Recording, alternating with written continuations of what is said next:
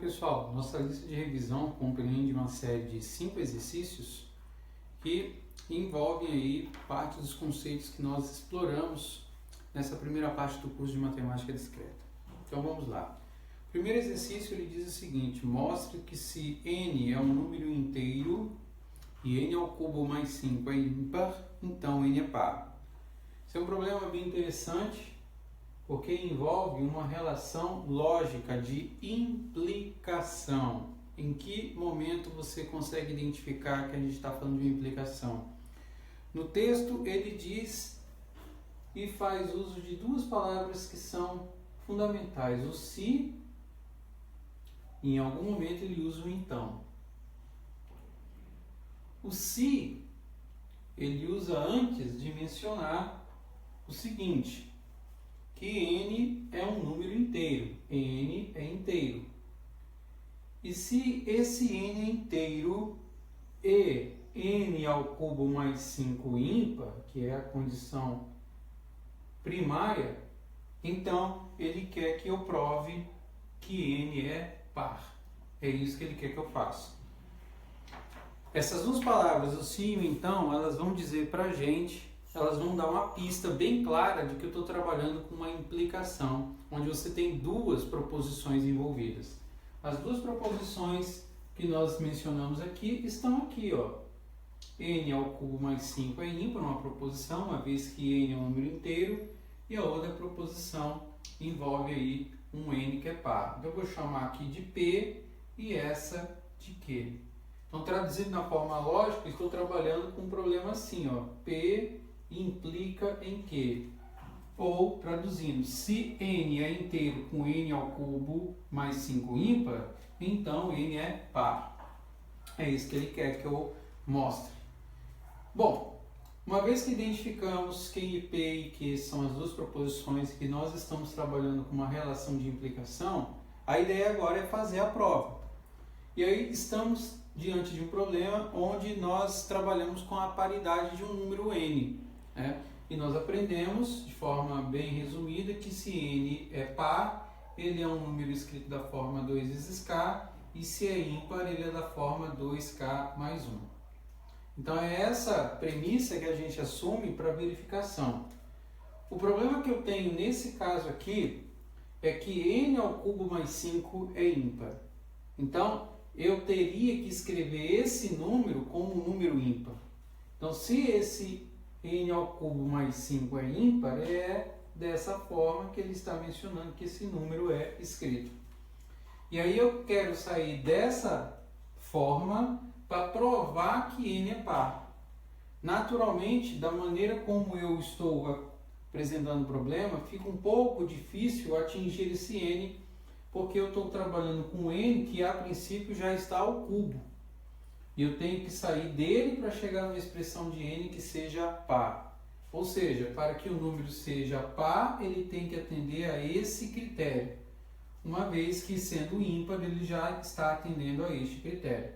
Resumindo, para sair daqui onde nós estamos, que esse número é ímpar, que apresenta esse formato, e chegar aqui onde o n é par, que apresenta esse formato, é muito mais complicado do que a gente imagina. Por quê? Porque esse n, que teria que ser par, ele tem que apresentar esse perfil de resposta. Uma multiplicação por 2 vezes k. O problema que eu já encontro de entrada é que o n já está elevado ao cubo. Então eu teria que tirar esse cubo aí dessa expressão. Ou seja, fica um problema razoavelmente longo de ser resolvido. Isso é um impedimento para provar? Não. É aqui que você vai usar uma das propriedades que nós mostramos na implicação. Nós temos três: a oposta, a contrapositiva e a inversa. Mas apenas uma delas é equivalente. E é justamente essa propriedade equivalente que nós vamos fazer usufruto aqui para poder desenvolver esse problema, para conseguir resolver ela. Então, da forma como nós aprendemos,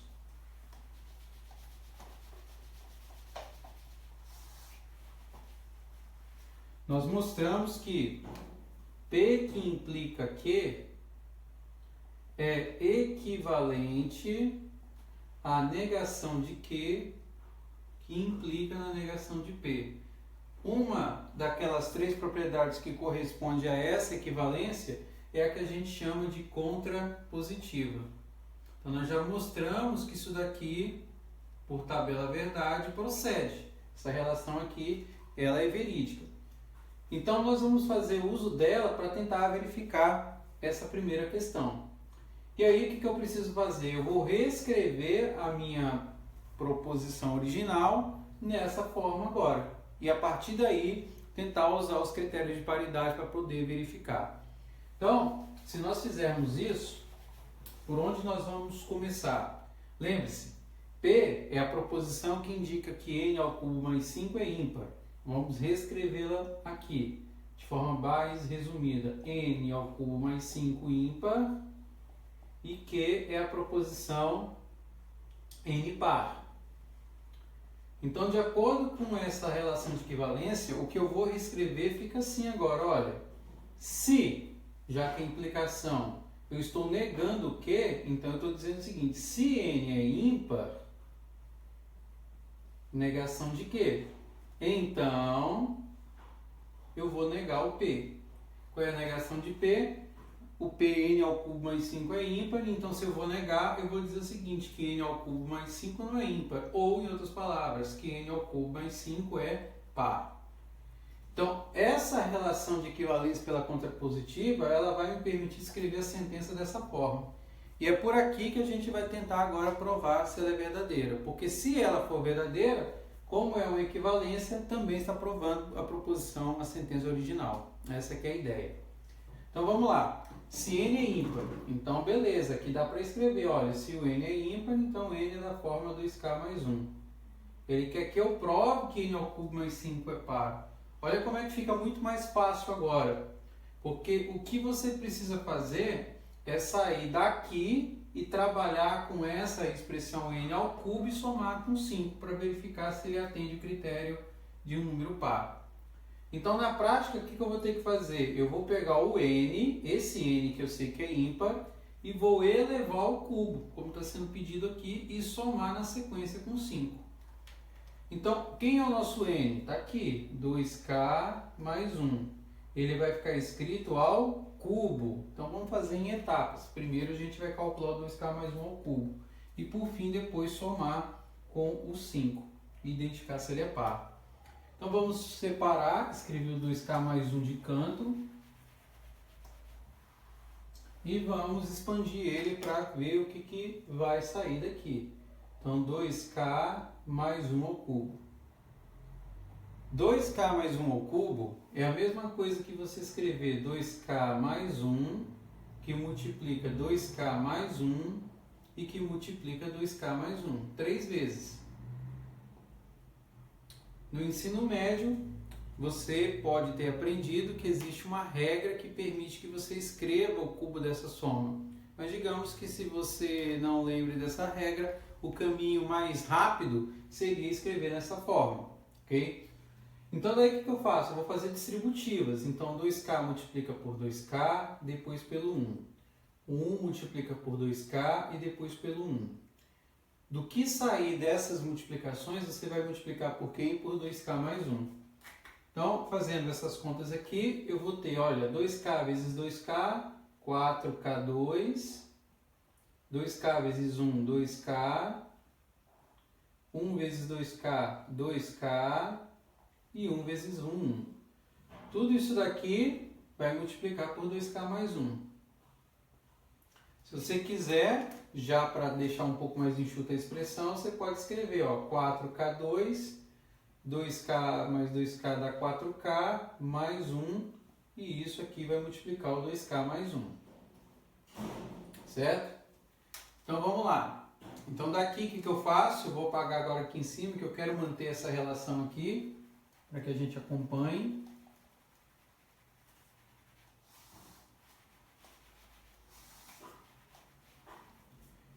Então, você vai ter o seguinte, ó, 4k2 vezes 2, k dá 8k3, 4k2 vezes 1 dá 4k2, agora 4k vezes 2k, 8k2, 4k vezes 1, 4K.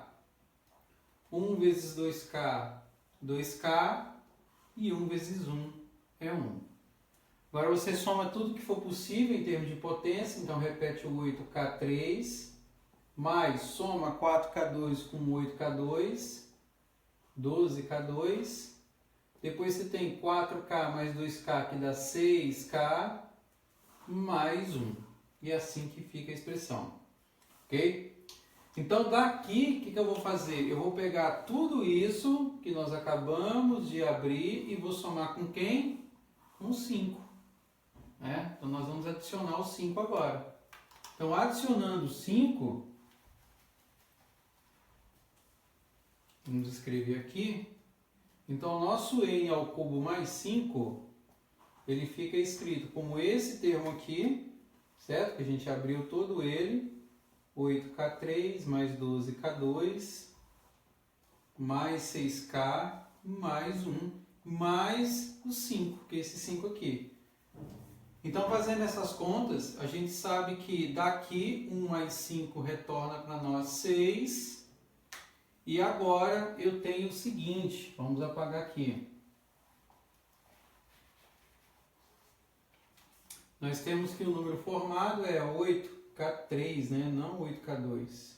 8K3 mais 12K2 mais 6K mais 6. Isso aqui é um número par? Aparentemente não, porque a gente sabe que um número par tem que apresentar esse padrão aqui, ó, esse formato. Mas a gente consegue verificar porque 8, 12, 6 e 6 são todos múltiplos de quem? De 2. Então eu posso colocar um 2 em evidência. Abro parênteses e multiplico por 4K3 mais 6K2 mais 3K mais 3.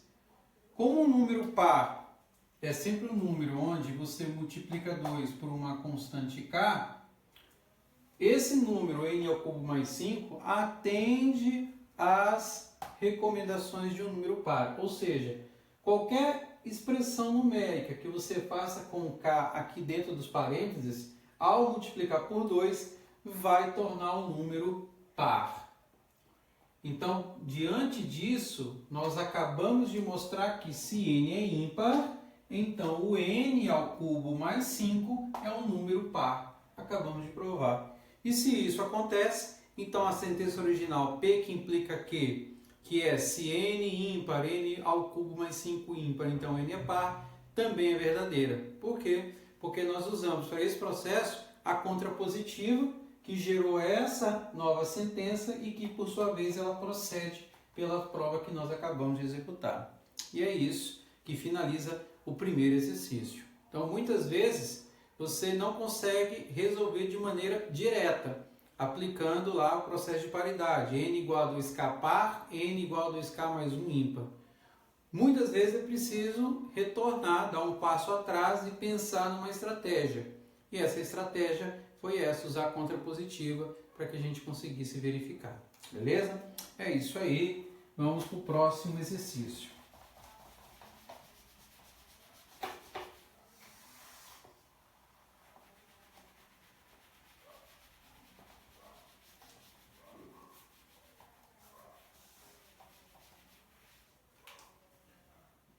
Exercício 2, na nossa lista, indica aqui que é o seguinte, ó, determina se as séries são convergentes ou divergentes.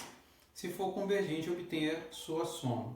Então, nós temos aí no exercício 2, 3 séries. Então, vamos colocar aí a primeira, 3 menos 4, mais 16 terços, menos 64 nonos, mais reticências.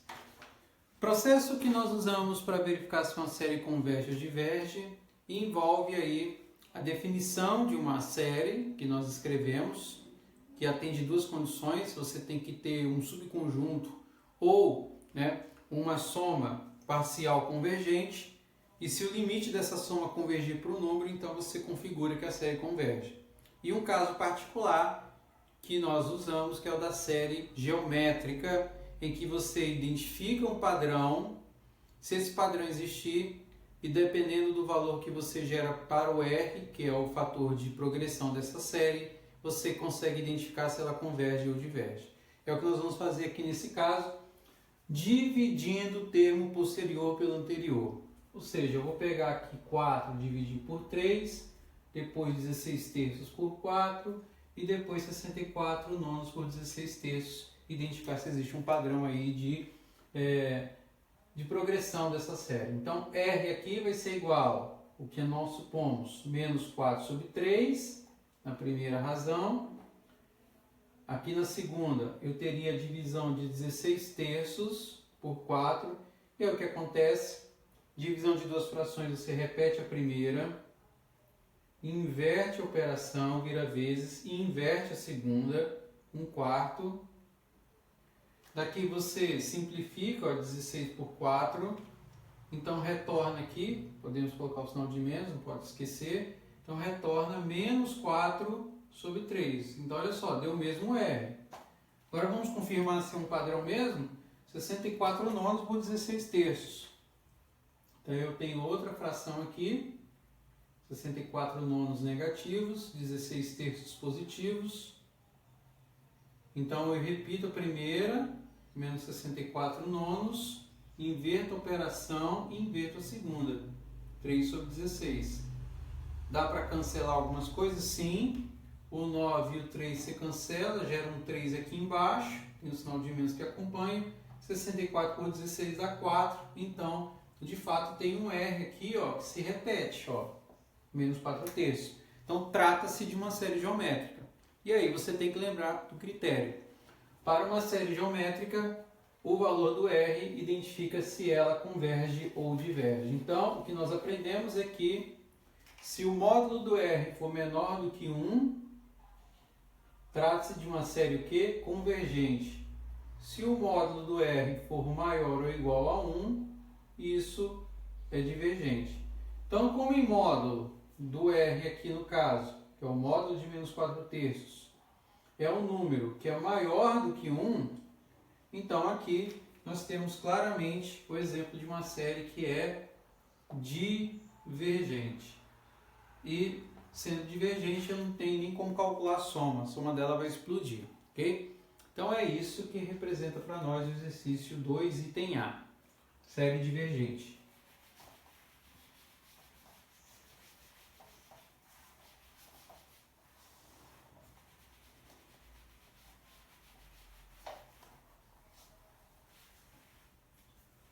Item 2B. Então, no 2B, ele nos dá a seguinte expressão: 1/8 menos 1/4 mais meio menos 1. E vai somando isso aqui indefinidamente. Bom, mesma estratégia do anterior. Nós vamos dividir o posterior pelo anterior e daí identificar se existe um padrão, né? Então vamos lá. 1/4 por 1/8, meio por 1/4, 1 por meio. Então o R aqui seria menos 1/4 dividido por 1/8. Repete a primeira fração, menos 1/4, inverte o sinal, divisão vira multiplicação e aqui vira 8 sobre 1. Daqui eu cancelo 8 com 4 dá 2, então dá menos 2. E faço o próximo. Mais meio, no caso aqui, dividido por menos 1/4. Então, o que eu tenho aqui? Meio, inverto, vira vezes, menos 4. De novo, posso cancelar. 4 por 2, então dá menos 2. Então, parece que a gente vai atingir um padrão também. E aqui, vou fazer no cantinho, menos 1 dividido por meio. Então, aqui, ó, você só inverte a fração, então já sabe que aqui vai dar menos 2. Então, menos 2, de fato, é um padrão de série que é geométrica. Então, nesse caso, como o módulo do R é maior do que 1, no caso, o módulo de R é 2, então, nesse caso, trata-se claramente de uma série que é divergente. Então aqui temos um exemplo de uma série divergente. Bom, é isso aí que resolve o 2b. E aí vamos para o 3 item C, que é uma série agora na forma de uma somatória. Né?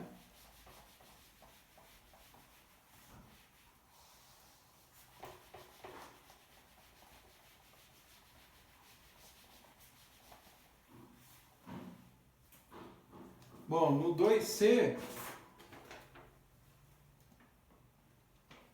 o que nós temos aqui é uma expressão da forma n igual a zero até o infinito, ou seja, a expressão de somatória, onde você tem aqui π elevado a n sobre 3 elevado a n mais 1. Tá?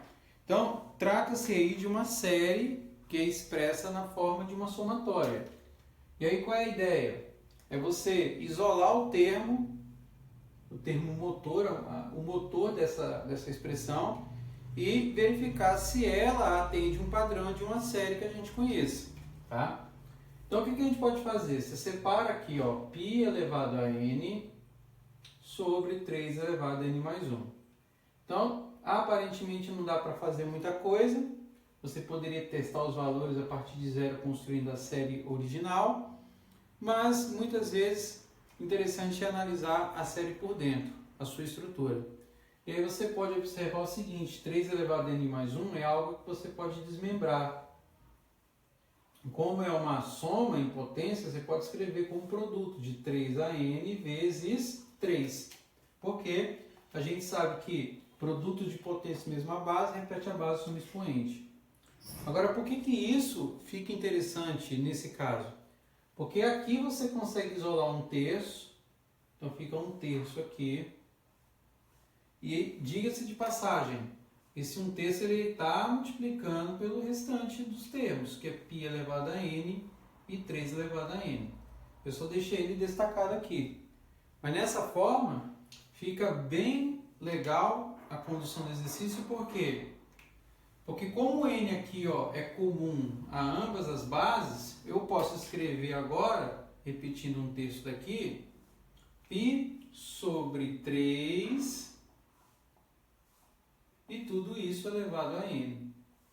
E olha que coisa interessante. Se eu chego nesse formato, eu estou atendendo a uma das formas gerais de uma série que é do tipo geométrico.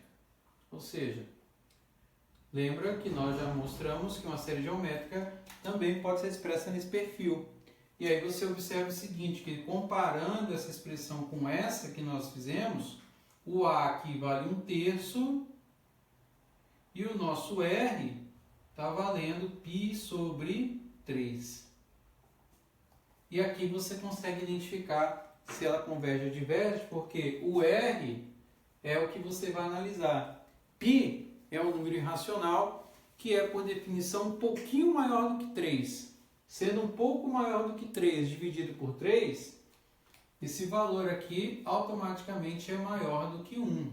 E sendo maior do que 1, em módulo, vai tratar de uma série que também é divergente. Essa aqui é a resposta. Então, a saída para você resolver esse problema não é você expandir, começando a contar o valor da série a partir de zero. É analisar ela, identificando na análise se o padrão de uma série geométrica consegue ser atendido. Nesse caso foi. Por quê? Porque eu consegui desmembrar o 3n mais 1 com 3n vezes 3. E daqui eu escrevo π sobre 3 como sendo uma única base na potência n. Multiplicando por um terço, eu atendo o padrão de uma série geométrica. Sendo assim, identificando o A e o R, eu consigo mostrar pelo valor do R gerado que a série diverge nesse caso. Beleza? Então está aí feito o exercício 2, que envolve representações de série. Então agora vamos para um exercício mais geométrico, né? Não no sentido de série, mas em relação ao que está sendo pedido.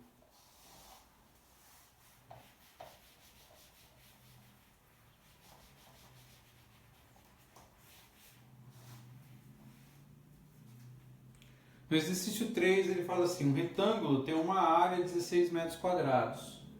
Então, um retângulo, por exemplo, é a região que está essa lousa branca.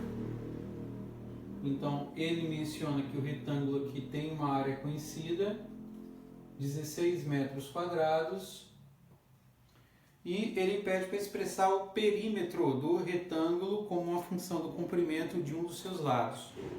Bom, se eu chamar aqui um lado de A e um lado de B, o seu perímetro é, na verdade, a soma de todos os lados.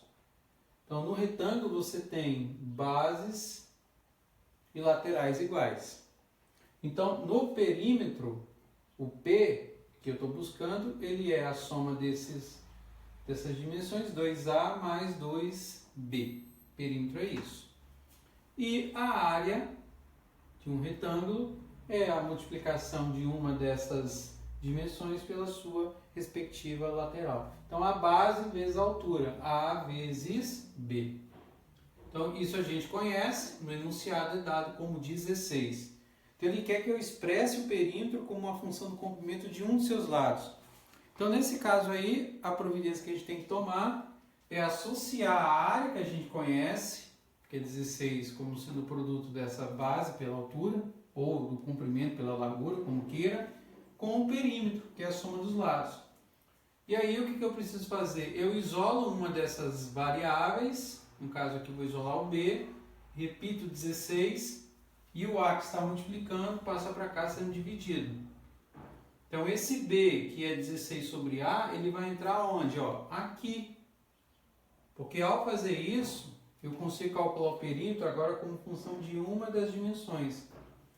Então, eu vou repetir o 2A, repito 2, e no lugar do B, coloco quem? 16 sobre A. Então, ao fazer isso, eu tenho o seguinte, que o meu perímetro fica escrito como 2A mais 2 vezes 16, que dá 32 sobre A.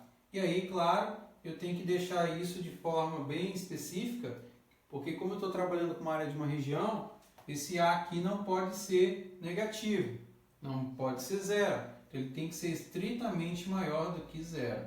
Então, está aqui, ó, essa é a resposta, em que P é 2 vezes A mais 32 sobre A, com A sendo exclusivamente maior do que zero. É isso. Expressar o perímetro do retângulo como função de o comprimento de um dos seus lados, era escrever essa relação dessa forma. Então, está feito aí o exercício 3. Beleza? Vamos então para o próximo.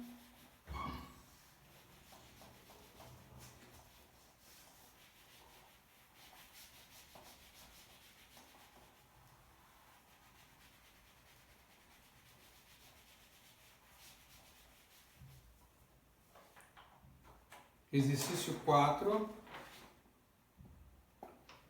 No exercício 4 ele diz o seguinte, olha, se f de x é igual a 5 elevado a x, ele pede para mostrar que f de x mais h menos f de x sobre h é igual a 5 elevado a x que multiplica 5 elevado a h menos 1 sobre h. Bom, vamos lá. O que eu preciso fazer nesse exercício? Eu preciso pegar essa função que me foi dada, aplicar nessa expressão e daqui tentar provar esse resultado. É isso. Só isso que eu preciso fazer. Cuidado inicial que eu tenho que tomar é como eu vou lançar essa função. Então, a primeira, que é x mais h, indica o seguinte, que onde tem o x, nessa fórmula, eu vou substituir por quem? Por x mais h. Eu vou trocar por x mais h. Então, o que vai acontecer? Vai ficar 5 elevado a x mais h. Ou seja, onde tem x, troco por x mais h. Sinal de menos, repito f de x, que é a própria função dada, que é 5 sobre x. E repito o h.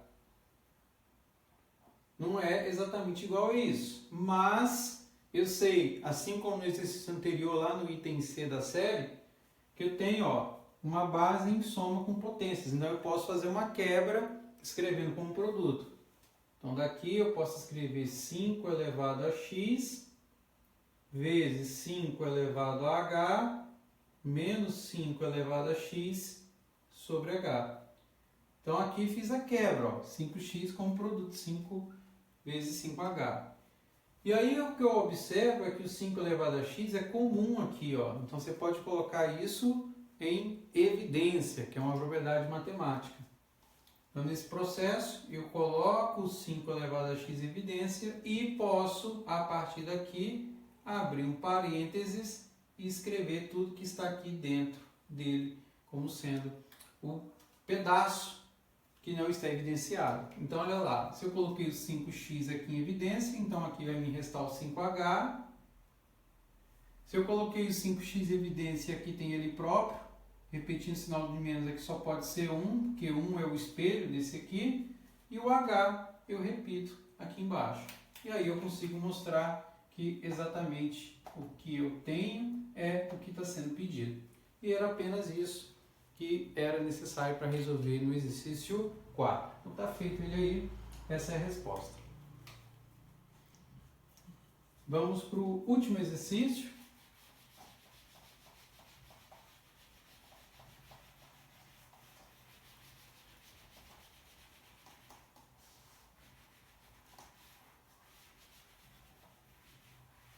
Exercício 5.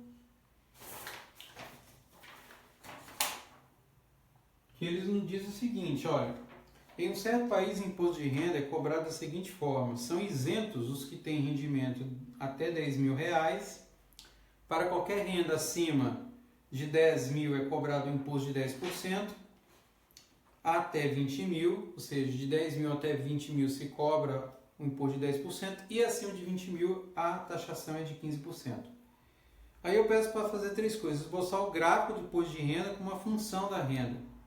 Então, na lista, só fiz uma inversão quanto às letras. Então, é I como função de R.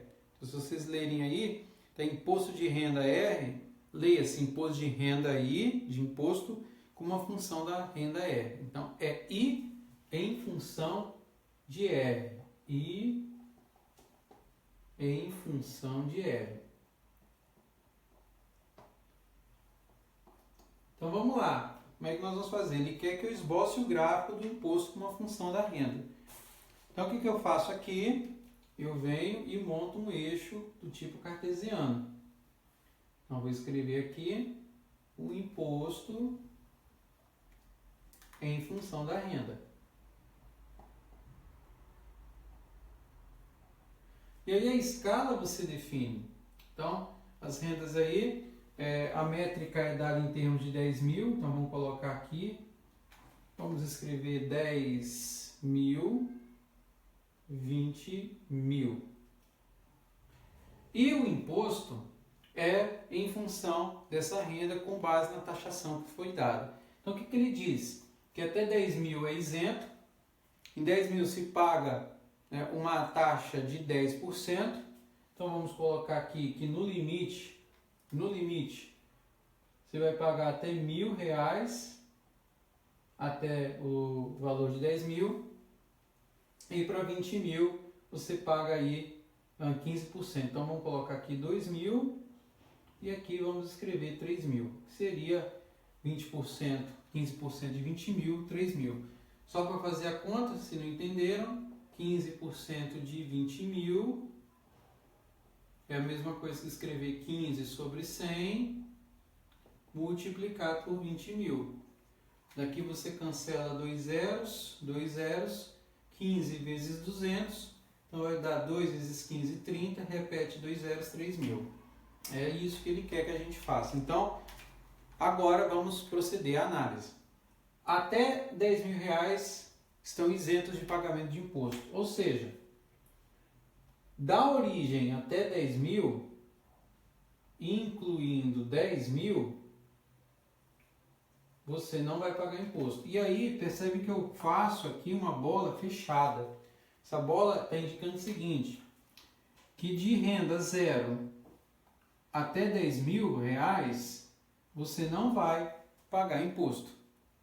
O que ele fala é que vai ser taxado a partir de R$10.000. E aí, essa taxação de R$10.000, ela vai até os R$20.000. Ou seja, no limite, você vai pagar 10% de 10.000. Ou 10.000 vezes 10 sobre 100. Então, nesse processo, você cancela aí, ó, 0, 0, 0, 0, 100 vezes 10, então você vai ter 1.000. Bom, então, a partir de 1.000 é o que você vai pagar de imposto, ou seja, em 10.000, a partir de 10.000, bola aberta, porque aqui em 10.000 você não vai pagar imposto, e você vai ser taxado aqui, ó, até o limite de quanto? De R$20.000. É o que ele está mencionando aqui no nosso enunciado. Ele diz, olha, para qualquer renda acima de R$10.000, ou seja, de R$10.000 até R$20.000, é cobrado um imposto de 10%, ou seja, de R$1.000 pela renda no máximo. Então aqui eu venho e coloco uma bola fechada até 20.000, ok?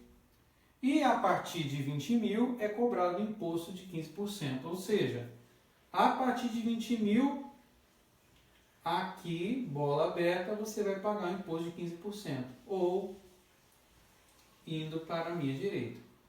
Uma outra maneira de você também imaginar como você vai fazer esse pagamento é se você colocasse o seu imposto, não está errado, em termos percentuais. 10%, vamos colocar aqui 12% e aqui os 15%. Também dá para você fazer dessa maneira, porque aí fica a mesma orientação, de 0 até 10.000 isento, entre 10.000 e 20.000 você vai ser taxado em 10%, bola aberta, porque a partir de 10.000, seja, R$10.001 até 20.000 no limite, você vai pagar 10%. E a partir de 20.000, você vai ser taxado em 15%. Então, essa é uma maneira de você representar o item A. Pode representar o imposto tanto na forma percentual, como também no valor, né, que vai ser descontado da renda que você obtiver no período. Então, tá aqui. Essa é a forma que indica a resposta do exercício 5A. No B, ele pergunta o seguinte: qual o imposto cobrado sobre um rendimento de 14.000 e sobre um de R$26.000? Então vamos lá. Vamos apagar isso aqui.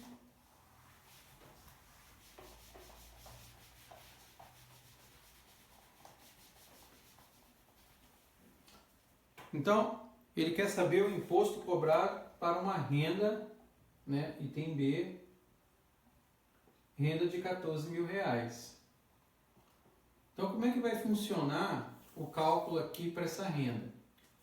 Então, R$14.000 é uma composição de 10.000 mais 4.000. E aí o que acontece? Até R$10.000 você está o quê? Isento. A partir de 10.000 até o limite de 20.000, no caso aqui o excesso que é 4.000, você vai ser taxado em 10%. Então 10% de 4.000, 400. Isso indica então que o imposto, no caso devido por esse cidadão, é de R$400. Essa que é a resposta aí para a renda de 14.000, ok? O raciocínio é o mesmo para a renda de R$26.000. Então, a renda de R$26.000 é uma composição em etapas de 10.000, mais 10.000, mais 6.000. Como vai funcionar aqui? Para R$10.000, os primeiros R$10.000 ele está isento. O acréscimo a partir de R$10.000 ele vai ser taxado em 10%. E o acréscimo a partir de R$20.000, que é essa soma aqui, no caso o acréscimo de 6.000, ele vai ser taxado em 15%. E não fazendo as mesmas contas, 10 de 10 mil vai te produzir 1.000 e 15% de 6 mil vai te produzir 900. Então, o imposto devido pelo cidadão, nesse caso aí, é de R$ 1.900. Essa seria a resposta aí do exercício 5B, ok? E para finalizar agora, nós vamos fazer o cálculo do item C, que é esboçar o gráfico do imposto total cobrado, imposto T, como uma função da renda I. Isso nós vamos fazer.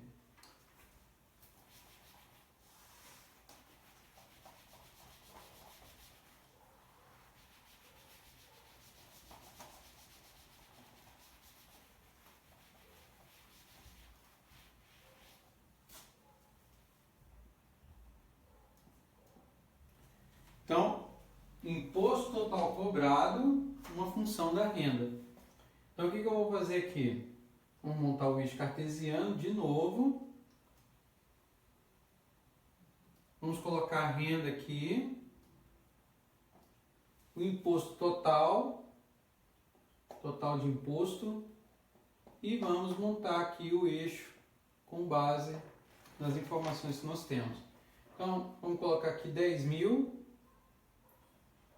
20 mil, vamos colocar aqui mais um valor, 30 mil.